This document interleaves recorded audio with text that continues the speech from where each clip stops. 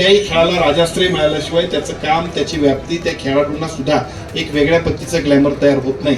आणि मला वाटतं शारंगधर देशमुख साहेबांनी या ठिकाणी केलेल्या कामाला आम्ही सगळ्यांनी ठरवलं तर भविष्य काळामध्ये खूप चांगल्या पद्धतीने एका उत्कृष्ट ठिकाणी आपण घेऊन जाऊ शकतोय.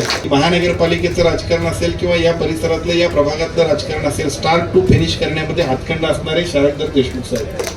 शारंगधर देशमुख साहेब हे अतिशय उत्कृष्ट अशा पद्धतीचे राजकारणी आहेत, पण त्याच्याही पेक्षा त्यांच्याकडनं शिकण्यासारखे अनेक गुण आमच्यासाठी सुद्धा आहेत.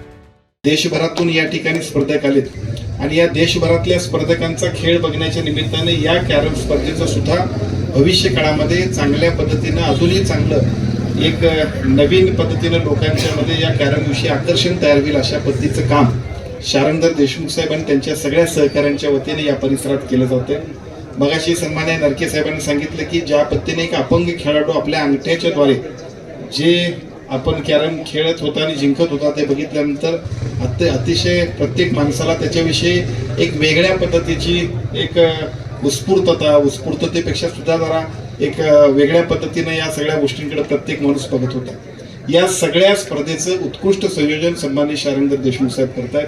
आजच्या कॅरम स्पर्धेच्या निमित्तानं यशस्वी स्पर्धकांचंच नाही तर सहभागी असणाऱ्या सर्व स्पर्धकांचं सुद्धा आपण सगळेजण अभिनंदन करूया. या स्पर्धेला राजाश्रय मिळावा अशा पद्धतीची या ठिकाणी आदरणीय नरके साहेबांनी सुद्धा आपल्या सगळ्यांच्या साक्षीनं या ठिकाणी मागणी केली. खरं म्हणजे कुठल्याही स्पर्धेला जोपर्यंत राजाश्रय मिळत नाही तोपर्यंत त्याला अजूनही चांगलं ग्लॅमर येत नाही.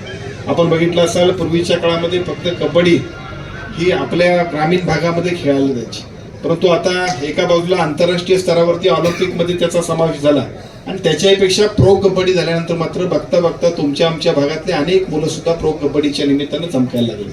आपण सगळ्यांनी बघितलं असेल दहीहंडीच्या कार्यक्रमाला आदरणीय एकनाथजी शिंदे साहेबांनी सुद्धा एक चांगल्या पद्धतीचा दर्जा दिला आणि दहीहंडीचा कार्यक्रम सुद्धा बघता बघता त्यातले सगळे खेळाडू चांगले स्टार अशा पद्धतीचे खेळाडू तयार झाले. थोडक्यात कुठल्याही खेळाला राजाश्रय मिळाल्याशिवाय त्याचं काम, त्याची व्याप्ती, त्या खेळाडूंना सुद्धा एक वेगळ्या पद्धतीचं ग्लॅमर तयार होत नाही. आणि मला वाटतं शारंगधर देशमुख साहेबांनी या ठिकाणी केलेल्या कामाला आम्ही सगळ्यांनी ठरवलं तर भविष्य काळामध्ये खूप चांगल्या पद्धतीने एका उत्कृष्ट ठिकाणी आपण घेऊन जाऊ शकतोय. त्यासाठी सुद्धा आपण सगळेजण प्रयत्न करूया एवढंच आजच्या कार्यक्रमाच्या निमित्तानं सांगतो.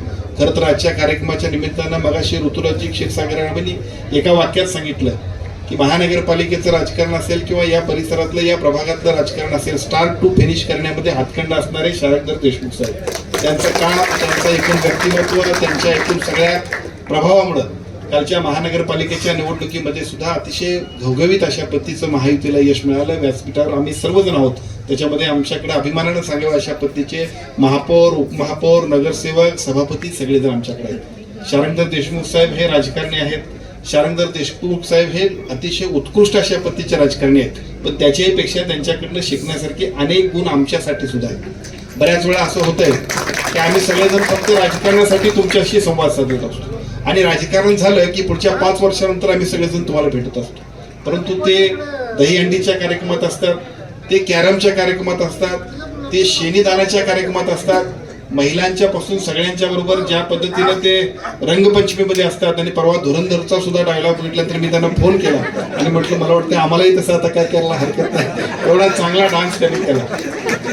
लोकप्रतिनिधी हा एका बाजूला मोठा असला पाहिजे, पण त्याच्यापेक्षा तो लोकांच्यात असला पाहिजे. आम्ही सगळेजण एवढे असतो की आमच्याच थाटात असतो आणि मग निवडणुकीला जातो त्यावेळी तो थाट आणि माज आमचा सगळा तुम्ही उतरवताय. मला असं वाटतं शारंगधर देशमुखांच्याकडनं हे सगळं सुद्धा आम्ही शिकावं आणि राजकारणामध्ये यशस्वी व्हावं अशा पद्धतीचं ते व्यक्तिमत्व आहे. अलीकडच्या काळामध्ये गेल्या 5-7 महिन्यांमध्ये ज्या पद्धतीने त्यांनी आमच्याकडे प्रवेश केला वर्षभरापूर्वी आणि वर्षभरानंतर प्रवेश केल्यानंतर मला आणखीन एक नवीन काम वाढलं. ते काम कुठलं ऋतुराजजी? तर वसंतराव देशमुख हायस्कूलमध्ये ऍडमिशनसाठी मात्र मला इतके वशिले यायला लागले. पूर्वीच्या वेळा येत नव्हते कारण ते उलट्या बघा होते. आता मात्र सावंतसाहेब माझ्याकडे इतके ते वशिले यायला लागले. ते वशिले बघितल्यानंतर एका बाजूला माणसांना, मुलांना आणावं लागतंय आणि दुसऱ्या बाजूला मात्र पालक सगळेच्या सगळे आमच्याकडे वशिले लावतात. इथं सुद्धा शारंगधर देशमुखांची क्वालिटी असं म्हणायला काही हरकत नाही.